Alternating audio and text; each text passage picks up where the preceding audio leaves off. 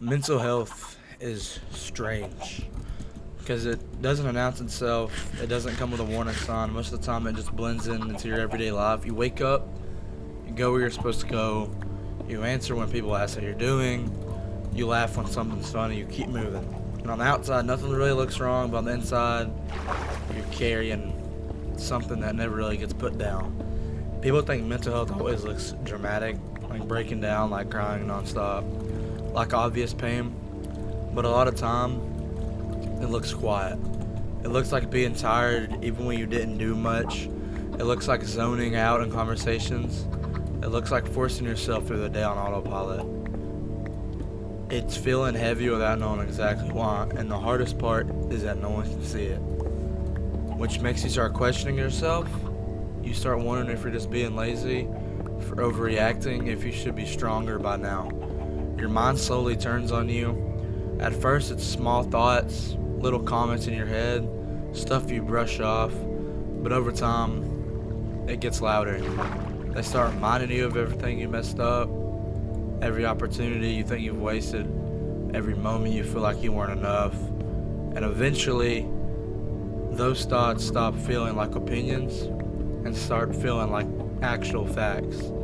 You tell yourself you shouldn't be struggling.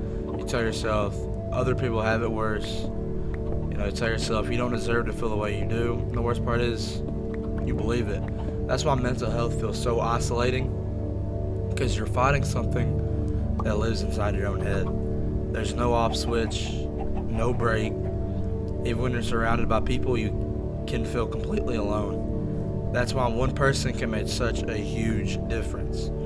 Not someone who tries to diagnose you, not someone who gives you speeches or tells you what you should do, just someone who stays. Someone who doesn't make silence awkward. Someone who doesn't need constant explanations. Someone who understands that sometimes you don't want to talk, you don't want to be alone, because there are days when words feel like too much. Days when explaining how you feel that would take more energy than you have. And having someone who's okay with that, someone who lets you exist, that matters more than people realize. There are nights when your thoughts get louder than everything, the room's quiet, your mind really isn't. You replay conversations from years ago, moments you wish you handled differently, things that still hurt even though time has passed. Your body's tired, but your brain won't rest. And you start thinking about who you used to be, who you thought you'd be now, different things, how different things feel compared to how you imagine them. That's when mental health really messes with you, because it doesn't just make you sad, it makes you doubt yourself. You start questioning your worth, your progress, your purpose. And at moments like that, having someone who answers, even late, even tired, can feel like the only thing keeping you grounded. Not because they fixed anything, but because they reminded you that you're still here. Mental health can make life feel like a race you're losing. You look around and it seems like everyone else is moving forward, achieving things, figuring stuff out, and you feel stuck. Like you're running in place that everyone else is passing you. So you start comparing. You compare yourself to everybody. You measure your life against people who show their best moments. And that comparison slowly eats at you. You start feeling behind. You're failing, like you've missed some deadline that everybody else somehow knew about. But but what you don't see is how much effort for you just to show up.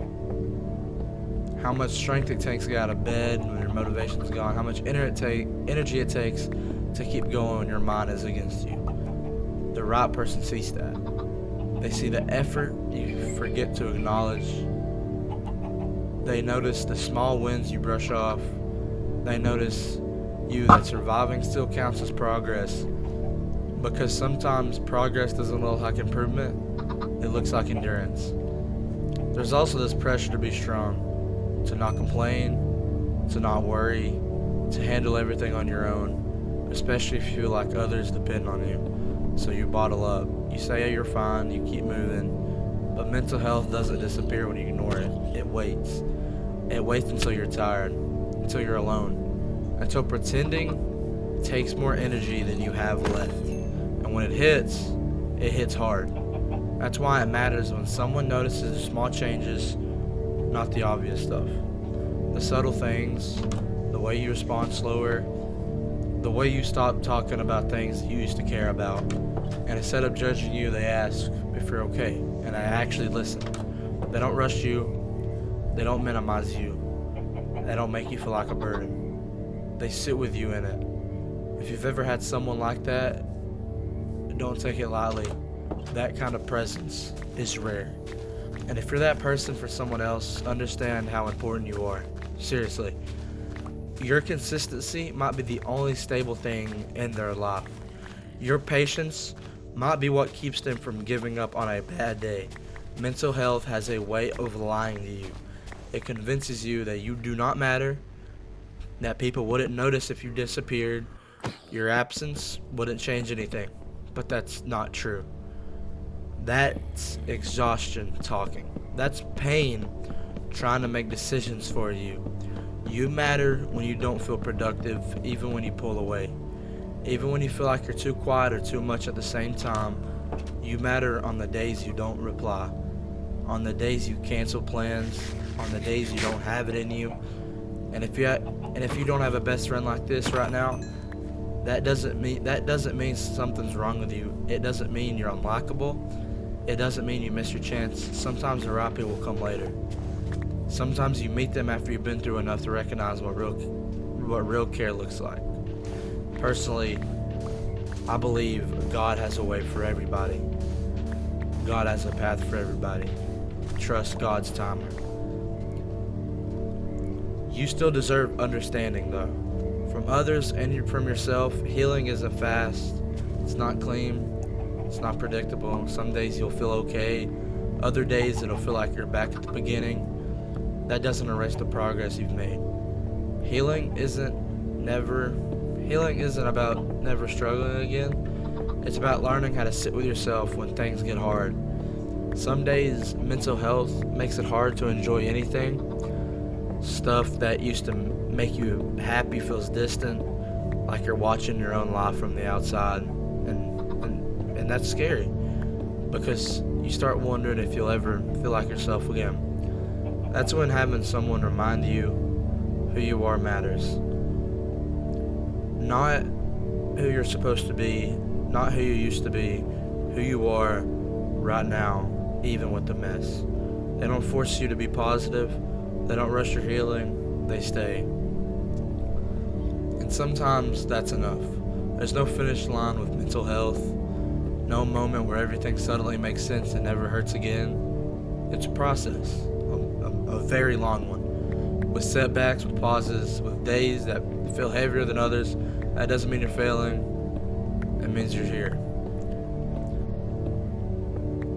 So if you don't have that person right now, or if you're scared to talk to somebody, reach out to somebody.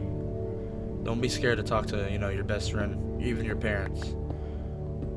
Reach out to somebody. Find that one person.